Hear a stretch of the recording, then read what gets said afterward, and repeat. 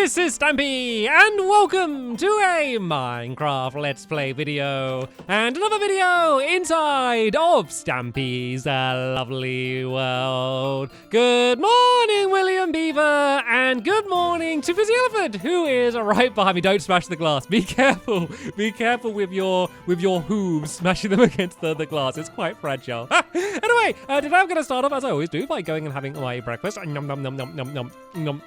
Very, very tasty. Barnaby, you can stand up and you can, whoa, you can jump up. Barnaby is very excited today. But yeah, let's go and begin things as we so often do by going and heading to my love garden. And I don't know if you've noticed, but it's actually less laggy in my love garden now. It's still a little bit laggy compared to the rest of the world. But if you compare this to what it was like before, it's actually way better. There's been an update to the game, which has basically made it so signs don't completely make your game lag, which is good. It means that it's not completely horrible heading to the love garden. I mean, it was never completely horrible heading to the love garden. It was always good what I was doing here, but it was just a little bit painful going really slowly. But anyway, sheepies, can you step out of the way so I can announce who I'm adding to today? And the person I'm adding today is Jessica. And the reason I'm adding Jessica is because she made a whole load of, I guess, puppets, kind of like little stick puppets. You can see them all here standing in a row, and she got the idea from my books here. And you can see she made me and a bunch of my friends and helpers as well, and I think they look absolutely amazing. So thank you so much for making them and sending me the picture, Jessica, and welcome to my love garden.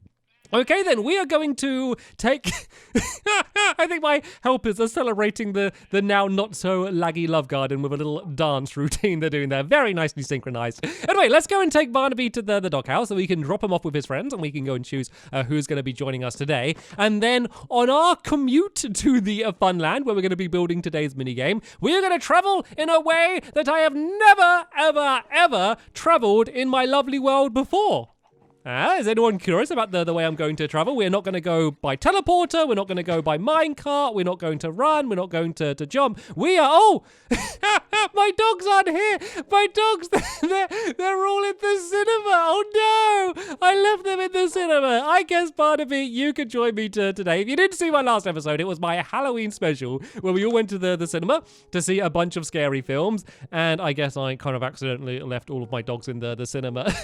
I will go and collect them at the end of this episode here. And they're probably just watching loads of films. I don't know what they'll be watching. Probably just a bunch of like Disney films with a bunch of like dogs running around in it or something. But anyway, let's go and head over to where we're building. And I did say I'm going to be traveling in a way that I've never traveled before. So there's one thing I need to do. I need to take off these old Stampy style boots, put on these fancy Frostwalker boots, and then now all I need to do is just go and run off the end of the pier and carry... Oh, I ran into a submarine. And then carry on running across the waters. If you don't know how Frostwalker boots work, well, you basically do now. Just watch what I'm doing. As I run, I leave a giant trail of ice behind me. You can see all of the trail going back there. This will eventually all go and melt away. Hopefully I've not just left a giant trail of ice. You can see there's a few cracks beginning to appear. And there we go. It is starting to break it away.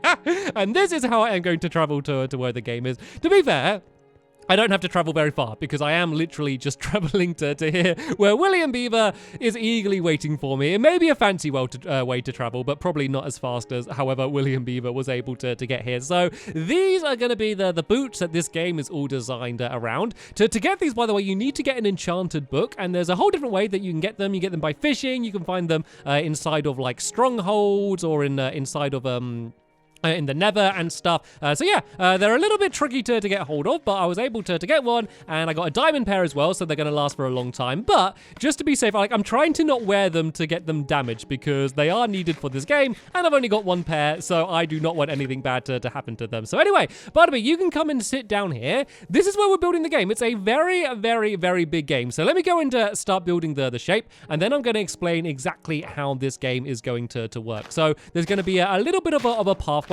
leading down here, and all of the game is going to be basically lower down than where we're standing. Like, it's all going to be kind of deeper down, and there's going to be a big, I guess the biggest shape to compare it to is maybe a clover is going to be the shape. So let me go and show you how we're going to do this design. So basically everything that we do is going to be pretty much 9 blocks wide. So here we got 1, 2, 3, 4, 5, 6, 7, 8, 9. Perfect. And now we go 9 diagonal. So we go 1, 2, 3, 4. Oh wait, I'm gonna switch shovels. William Beaver, do you want to switch shovels? Because you have more digging than I need to do today, and my shovel is too good. So tell you what, if you start digging out in the middle, William Beaver, and then Fizzy, if you carry on doing what you're doing. If you just copy what I'm doing and basically mirror what I'm doing, and then I think all together we'll get this done quickly. So let's check this again then. So I need to go 9 blocks along. Oh no, wait a minute. I think I've done this wrong. I've done this in the wrong place. Fizzy Elephant, do not copy what I'm doing. Copy what I'm about to do now. So this middle bit here does need to go 9 blocks along. So this needs to go back to here. Let me just go and double check that this is right. 1, 2, 3, 4, 5, 6, 7, 8, 9. But then I need to go 9 this way. So we got 1, 2, 3, 4, 5, 6, 7, 8, 9. And then we do the diagonal bit going down this way. So this would be the first block here. And this is going to be sandstone as well. So I might kind of just put a little bit in here and there just to kind of mark where it's going to go. So this is going to go 1, 2, and then 3, 4, 5, 6, 7, 8, 9. And then if this is right, it should line up. Yep, it all lines up perfectly with the other side there. So if you imagine this bit going around the outside here like this, and then this bit going around the outside there like that. And then now, rather than going 9, we're going to do 2 times 9. So we're going to go 18 along here for a little bit of a longer stretch. And then basically do the same thing that we did there, but over there on the other side. And this is going to end up making a really cool shape. So from here we have 1, 2, 3, 4, 5, 6, 7, 8, 9. Then let's just count 9 again. 1, 2, 3, 4, 5, 6, 7, 8, and 9. And I know I'm right because I always like to leave my games 2 blocks away from the paths, and that is perfectly 2 blocks away from the path. And then now we need to go in again. So we got 1, 2, 3, 4, 5, 6, 7, 8, and 9 here. And then we just need to do kind of like the straight bit that we did on the other side. So right, let me actually explain what this game is going to be. So there's going to be one person which has the Frost Walker boots, and this entire area is basically going to be kind of like a big swimming pool. It's only going to be 1 block deep, but the person with the Frost Walker boots is obviously going to be able to walk over the ice. There's then going to be 3 people, or 2 people, or even 1, depending on how many people you want to have playing, who are going to be in boats. And the person in the people in the boats are going to start here. The person with the Frost Walker boots is going to start on the other side over there. And basically, the people in the boats need to sail around.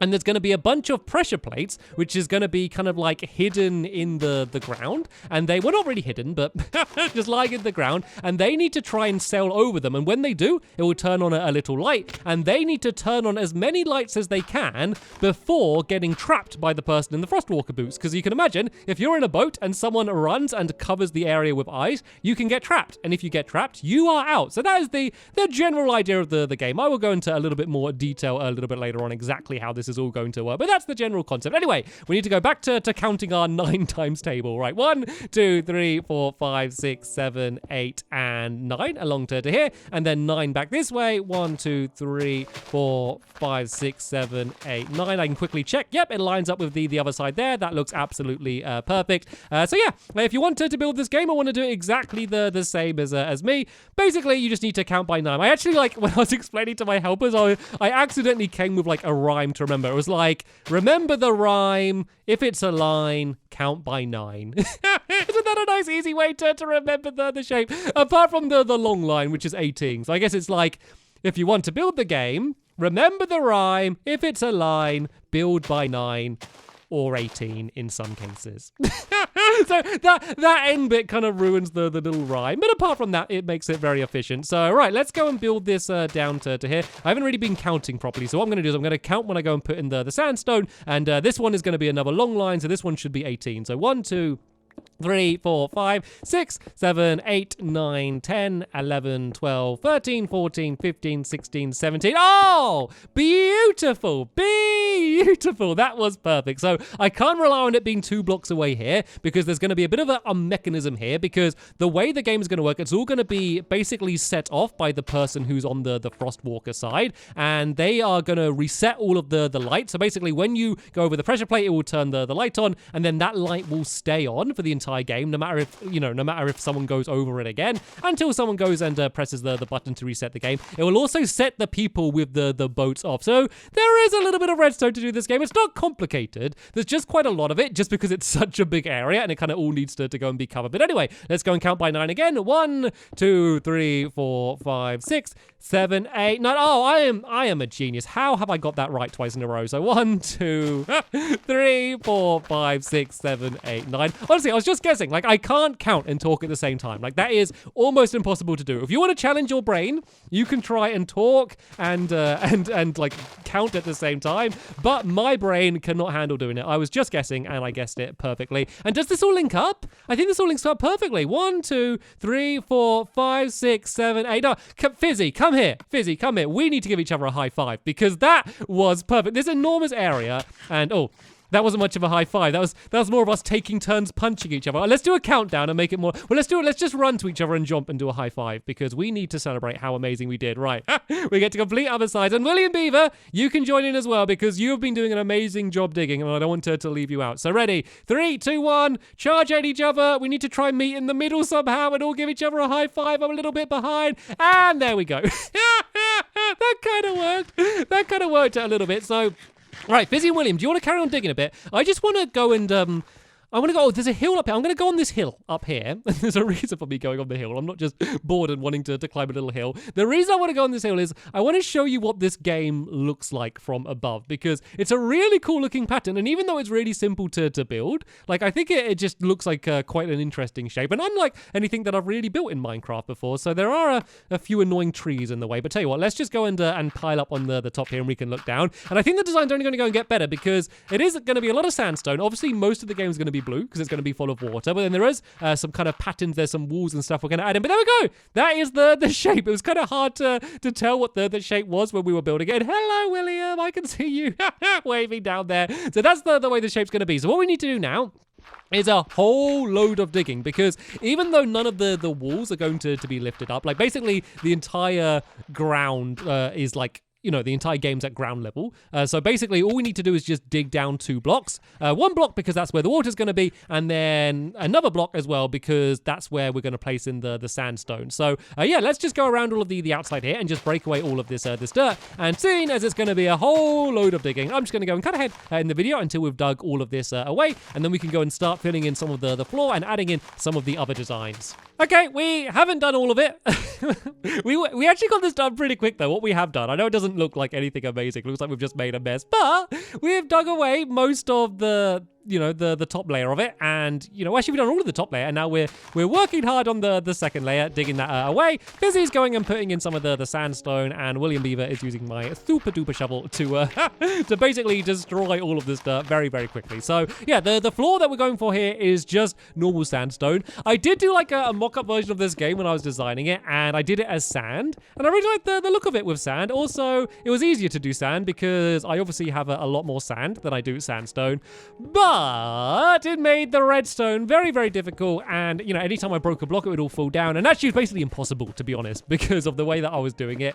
And I decided that, you know what, I'm just going to switch it to sandstone, and it looks nice. It looks nice as well anyway. And then the reason I went for the I didn't really mention this, but the smooth sandstone around the outside is because I don't have one on me now, but if you put water in here, the water basically comes up to like this little line here, and it just looks quite good. And I just like the look of sandstone. Sandstone, if you don't know, is one of my favorite blocks to build out with in Minecraft anyway, so it's jolly good to have that there. Oh, there we go. Here is a very good demonstration. As you can see, the water basically lines up perfectly with that line, and I think it just looks good. So that is the reason I use sandstone. Thank you for my practical demonstration, Fizzy. Right then, so while Fizzy and William carry on starting to fill in all of the ground down there, I'm going to go and do the entranceway. You might notice that it's a little bit of a mess here. So, as I said, this is going to be where everyone in the boats is going to start first. So, there's going to be a row of pistons eventually along here, and they're going to be lifted up to start with. So, everyone in the boat is basically trapped at the back down here. Then, when the person with the Frost Walker boots presses a button on the other side, and the cool thing about all of the mechanics is everything just works from just one button press. That's all you need to do. But when he presses the button, or she,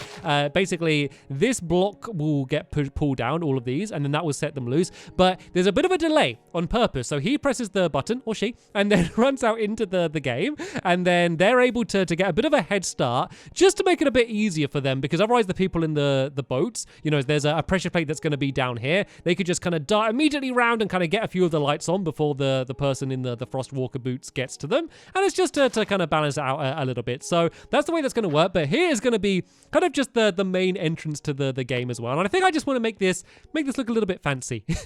So let's go and make, I'm gonna throw away all of this dirt first, because I have so much dirt on me. We have a bunch of spare sandstone in here as well, which we are probably going to need as we continue to build this game. I got some snowballs on me as well, which I don't need either. So yeah, let's just throw that away inside of there.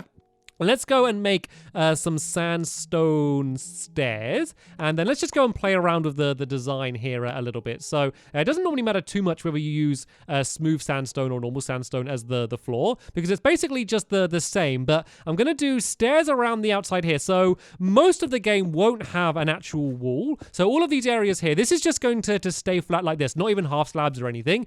The reason for that is because if the person with the Frostwalker boots, for whatever reason, falls in the water, if they jump and then accidentally fall in, or maybe if they accidentally walk over one of the pressure plates, they can fall down and get stuck under the water. They basically need a block to run and jump at to then go back on the water. It kind of slows them down a bit. Like, they do kind of get penalized a little bit if they do that. So it's something that you don't want to have happen, but you want to have an easy place for them to run to. And there are going to be kind of walls inside of the game that they can do that to as well. And it's also just kind of cool just having the whole level, kind of the whole game flat like this, the way that it is. So right then, let's do this going to here, and then we'll have a pathway kind of coming down the front here like this, and then we'll do these stairs going like, oh no, not like that, but like that, and then do the same on the other side. Is this equal? Is this, I think this is right, is it? Is it right? I've been so good at guessing. Oh no, it can't be right, because there can't be 2 blocks in the middle. So that's gone 3 across there.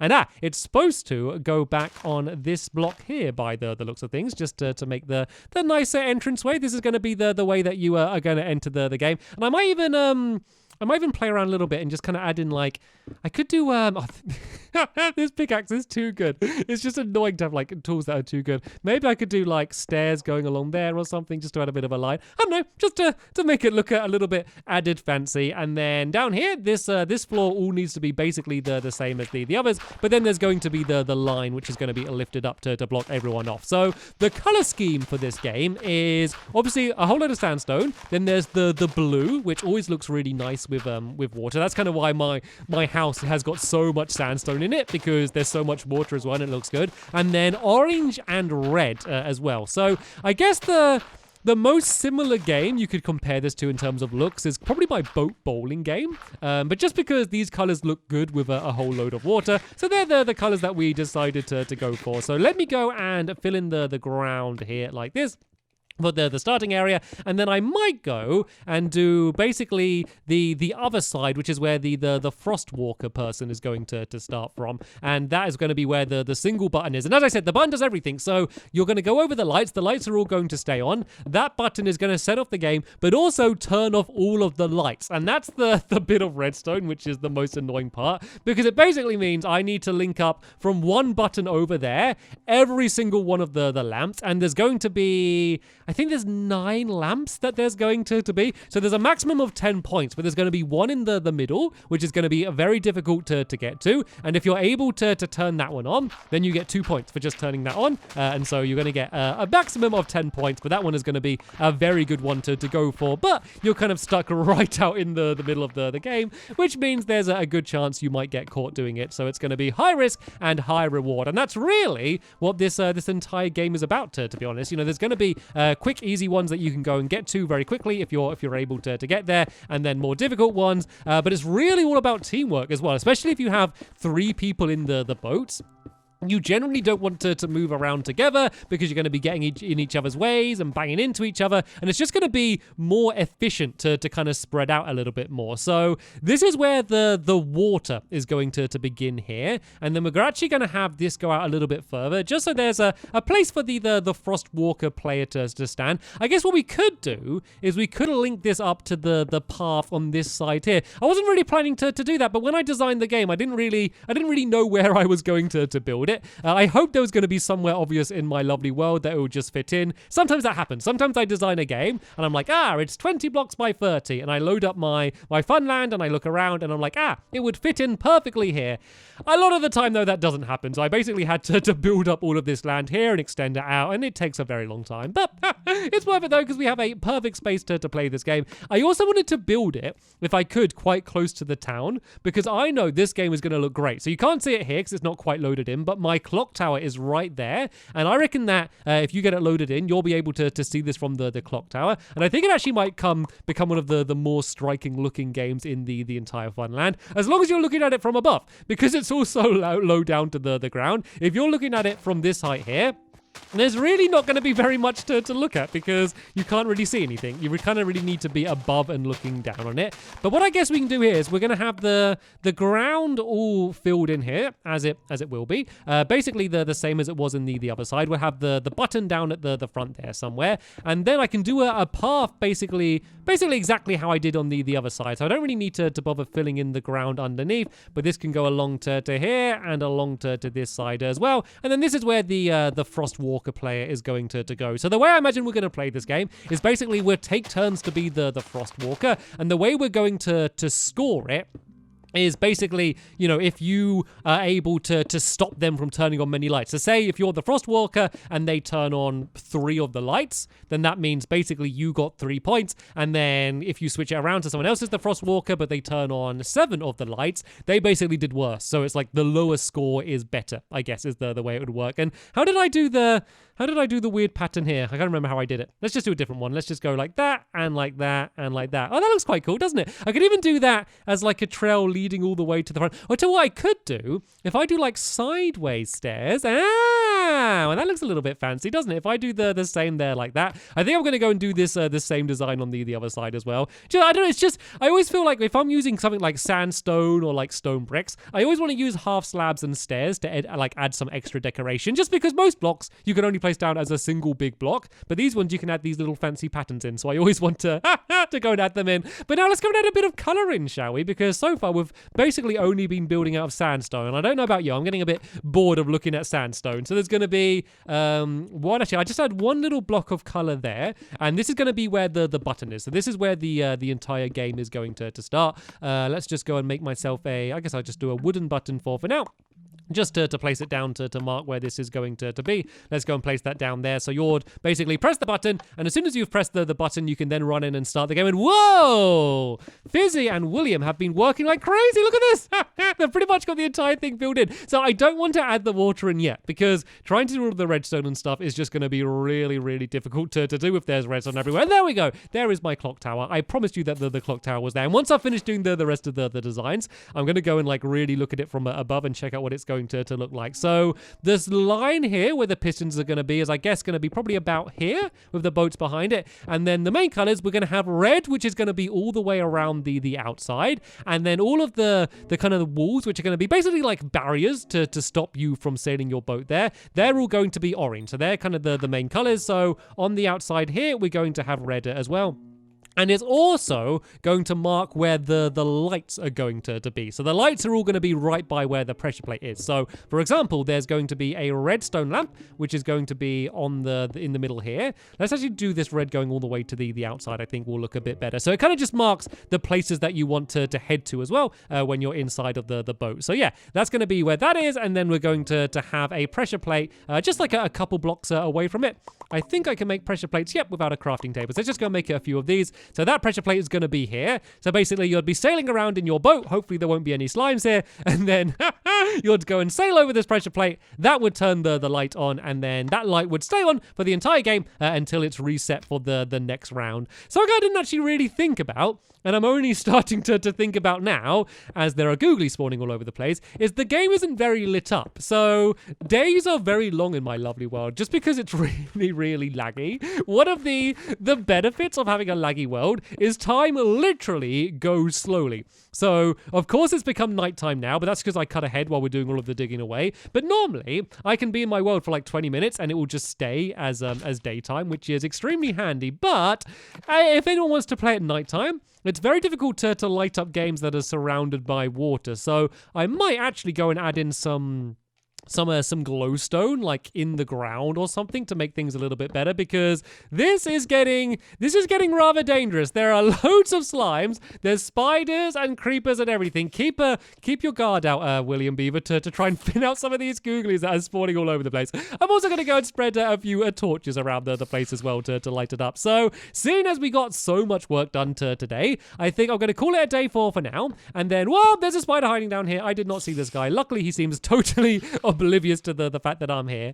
So I think we're going to change this ground around like that to make it fancy, as I did on the other side down there. And then in the next episode, we're going to add in all of the pressure plates, add in all of the redstone lamps, and add in all of the designs that are going to be in the middle here, which is really kind of the main part of the game and how it's all going to work. And then the game's going to kind of properly start looking really decent. I think it's going to look okay now with just the shape that we have. But yeah, once we've got all of that filled in, I think it's going to look much better and hopefully be a good fun to play as well, considering that is the main reason why we are building this game. But sadly, that is going to be the end of this episode here. I want to say a huge thank you to Fizzy Elephant and William Beaver, because, I mean, I spoke a lot during this episode, but they really did all of the work getting this game to the point where it is now. So thank you so much for joining me and helping me, and good luck adopting all of the baby slimes. Thank you, of course, for watching, and I will see you in the next episode. Bye!